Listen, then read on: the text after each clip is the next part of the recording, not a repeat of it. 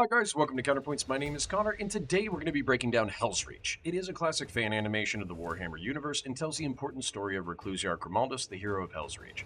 This episode is brought to you by Mastermind Models and Miniatures and Hawkins & Company. Mastermind Models and Minis is an insanely talented paint studio out of Huntsville, Alabama, who do commissions, so if your pile of shame is weighing you down, be sure to check them out in the description below, and be sure to tell them that we sent you.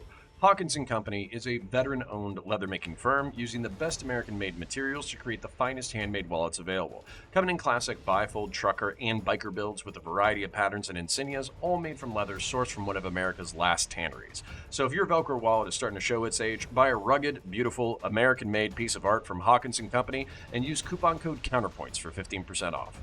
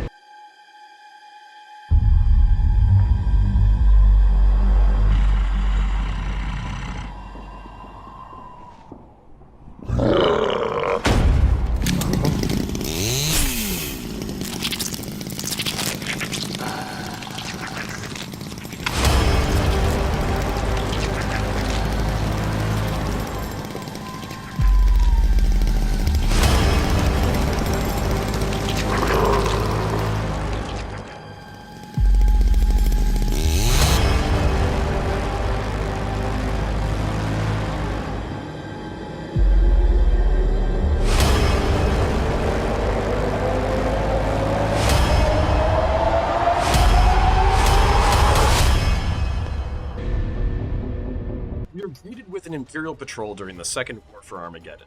They are ambushed by orcs, and we get another up-close viewing of the versatile but sometimes insufficient lasgun. The name of the game is Volume of Fire, with Chaos Space Marine Mayor the Scarred stating, "The Legionnaire that scoffs at a lasgun has not charged across an open field against 100 of them." This is shown with the las rifle rounds failing to individually take out orcs, but as cumulative fire eventually bringing them down. Orcs are not known for their marksmanship, with their attempts to wipe the squad taking down a whole building in the background, revealing Commissar Sebastian Yarrick.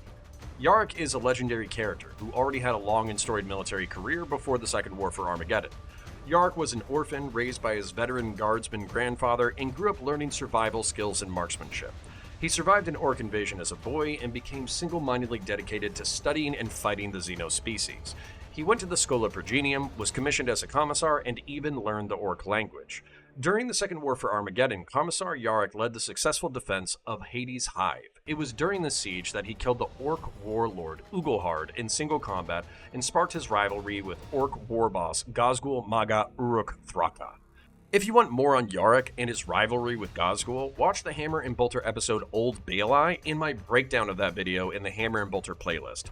Yarrick's defense was so stout that he was able to buy enough time for Space Marine reinforcements to arrive and free the planet.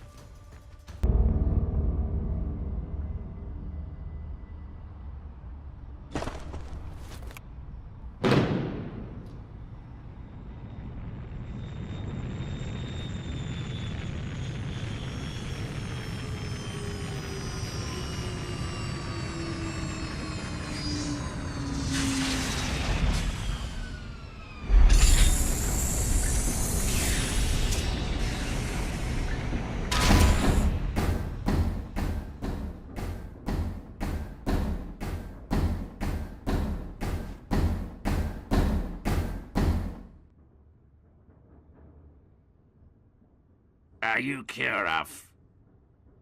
I am. We are the Emperor's Knights.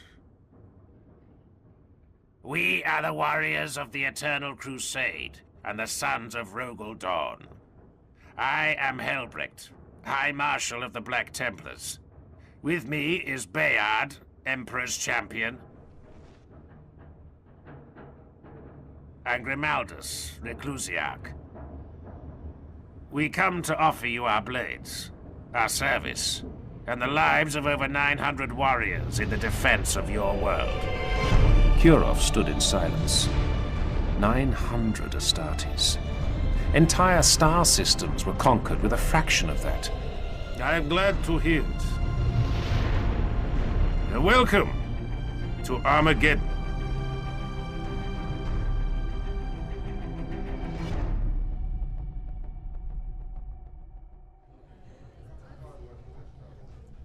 Hades' hive will not survive the first week. The man speaking is ancient, and he looks every hour of his age. Both piety and hate echo in his every word. His name is Sebastian Yarrick. Even we Astartes must respect that name. What is coming in system now far exceeds what has laid waste to the planet before. The other hives must be reinforced 1,000 times over. Hades will burn. At our best estimations, Battle Fleet Armageddon, the orbital defenses, and the Astartes fleets remaining in the void will be able to deny the enemy landing for 9 days. These are our best estimates. And the worst? 4 days. Once the orbital war is lost, be it 4 days or 9, our fleets will break from the planet in a fighting withdrawal. From then on, Armageddon will be defenseless beyond what is already entrenched upon the surface. The Orcs will be free to land whatever and wherever they wish.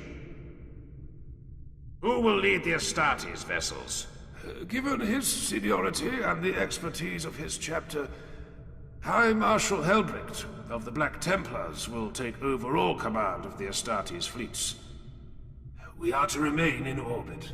We are the obvious choice to command the Astartes elements in the orbital battles. I was wrong. I will not die in futility on this world. High Marshal, we can slaughter the green-skinned tyrant before he even sets foot on the world below us. I have already spoken with the other marshals, my brother. We must leave a contingent on the surface to defend one of the hive cities that yet remains ungarrisoned by Astartes. That is not our duty, my liege. And yet, a commander must remain.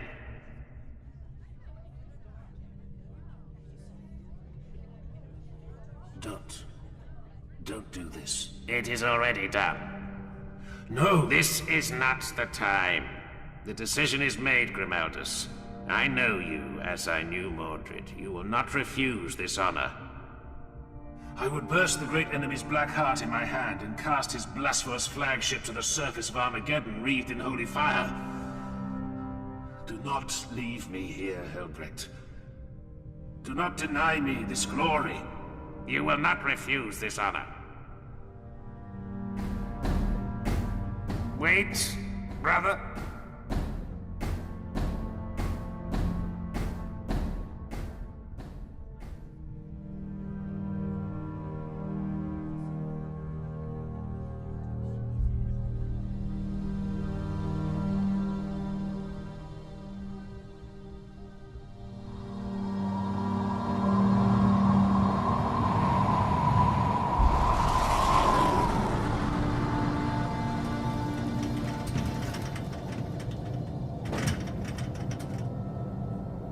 Blood of Dawn.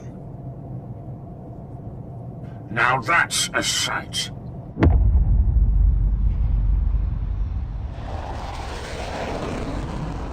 Their destination was called, with bleakness so typical of this world, Helsreach.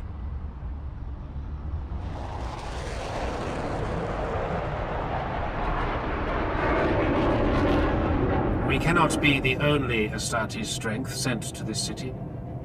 We will not be alone. The Guard is with us, and militia forces. Humans? The Legio Invigilata has landed to the east of the city. Titans, my brother. I don't see you sneering at that. Reclusiac? How can we defend all this? With blade and bolter.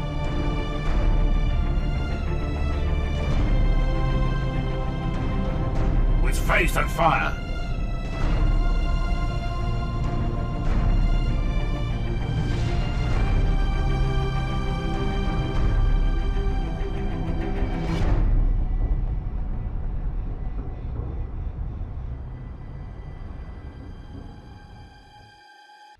Kirov greets the Black Templars with the Aquila and his men at present arms. The Aquila is a salute, unique to the Imperium of Man, meant to symbolize the double-headed eagle. The formal Aquila on armor, buildings, and weapons has the two-headed eagle, one with its eye opened and the other shut.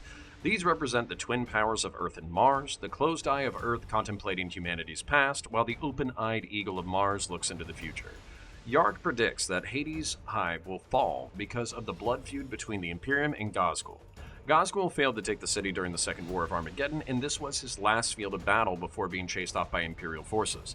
This makes it a likely target of bitter bombardment and siege. Try to be practical with the limited defenses against the greatest orc Wa seen in 10,000 years.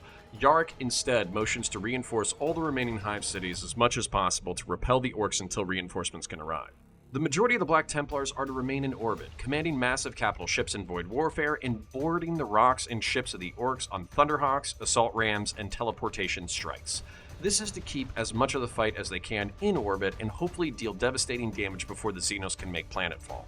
This is only a temporary measure though, as it is believed no matter what, the orbital war will be lost and the orcs will lay siege to the planet. Helsreach likely confuses Grimaldus' protest for pride instead of fear. He doesn't know the Reclusiarch was hopeful to change his fate by fighting in orbit over fulfilling the premonition of his death on the planet. High Marshal Helsreach, in my understanding, is in no means slighting Grimaldus, as both the fighting on the ground and in orbit are likely as dangerous as the other. But Grimaldus hides his fear of his death behind his wish to fight in the more glorious orbital battles, which will strike at the leadership and major capital ships of the enemy. I definitely laughed when I saw the guardswoman balking at the argument. It is improbable to see Space Marines as a normal human, and not only has she seen some of their most senior members, but watched them argue. This would be like being in the presence of God's angels and watching them bicker, something that is both confusing, funny, and terrifying. Bastilian proves himself to be the spiritual core of Squad Grimaldus, urging his brothers to face the trials with blade and bolter and faith and fire, breaking the pall that hangs over the group. While Reclusiarch Grimaldus should be the cornerstone of the squad, the fact that it's Bastilian encouraging everyone shows something important. No single warrior can be strong all the time.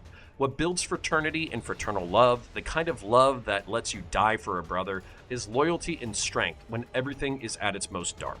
By being a light for your brothers to find the way, you hope but do not expect them to do the same for you, and in that way, you can save each other.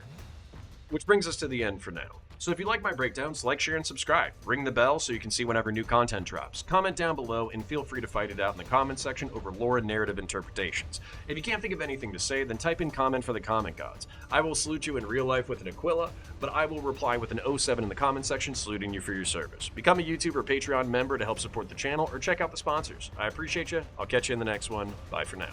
Special thanks to Thomas Carroll, Vincent Louis, Dr. Pinkpill, John C., Christoph, Blue, Ramiro Gallegos, Nick Chidanava, Matthew Jones Carter, Kevin Ratt, Weeble666, Abigail Shane, Leo, That Rye Guy, Deidre Barlow, Lesser, Garbage, Colbius, Christian Stafford, Fearmonger, Ellis Hayward, Driz, Medicine, Miles, Ko, Deus, Vetus, Thomas Jones, Thomas Concepts, Column, Pull Up a Couch, Orca, Chris Alberti, Joseph Moran, Yahweh, Ethral, Chad Griffith, Chris Williams, Pig Jolt, Runon, Troubadour, CC Supporter, Clinton Miller, Satya Avatara, Omni, Christian Valeris, Moon, Timothy Danford, Gassim, Tom Kai, Captain Entertainment, and Ruben.